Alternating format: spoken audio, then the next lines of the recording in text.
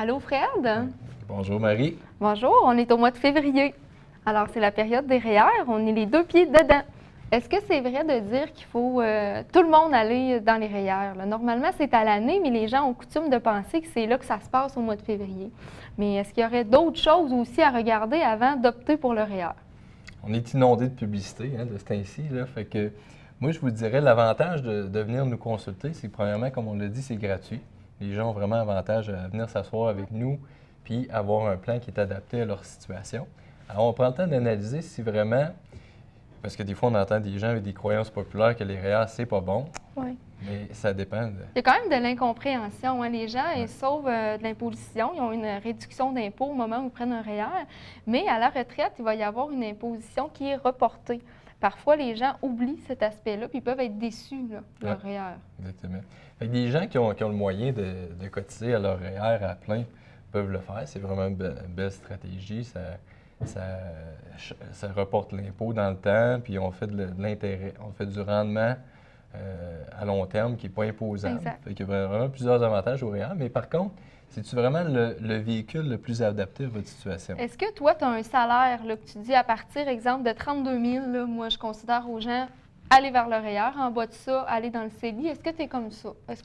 Bien, je pense que c'est pas une question de salaire. C'est vraiment, oui, le salaire, c'est un facteur, mais le facteur le plus important, c'est de savoir si actuellement, dans votre vie active, vous gagnez un salaire qui est beaucoup plus élevé que celui que vous allez avoir à la retraite. Oui. Fait que si les gens n'ont pas de fonds de pension et puis qui ont un bon salaire présentement, bien, il y aura avantage à différer ce salaire-là dans le temps pour avoir une imposition plus basse. Par contre, si les gens ont un fonds de pension très généreux, on sait que là, il va y avoir des coupures qui vont se faire dans certains ministères, etc.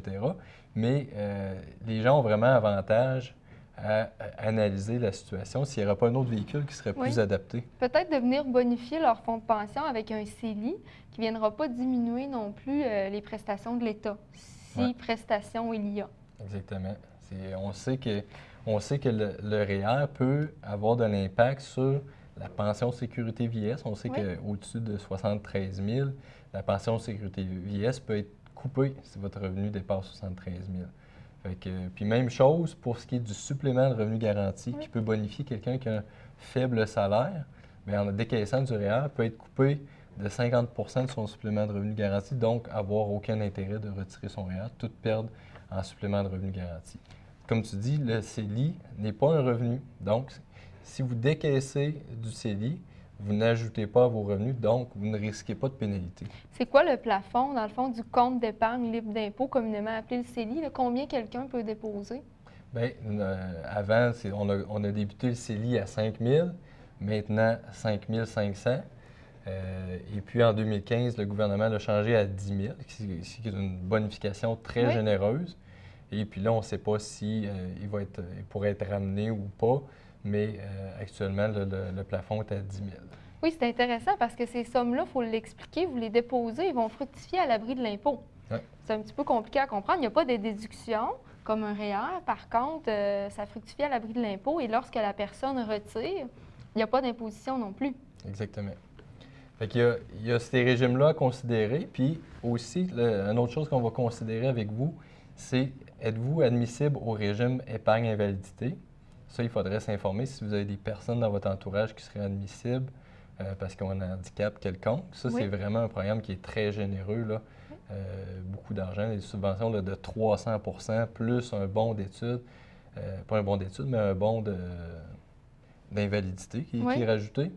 Puis les régimes épargne-études qui ne sont, encore une fois, à pas négliger parce qu'il y a des subventions de 30 pouvant aller jusqu'à 60 dépendamment de votre revenu familial. Fait que ça, c'est pas à négliger parce que c'est pas des crédits d'impôt sur le régime épargne-études. Non. C'est vraiment de l'argent que le gouvernement nous donne si la personne va aux études. Puis aller aux études, c'est assez flexible. Hein?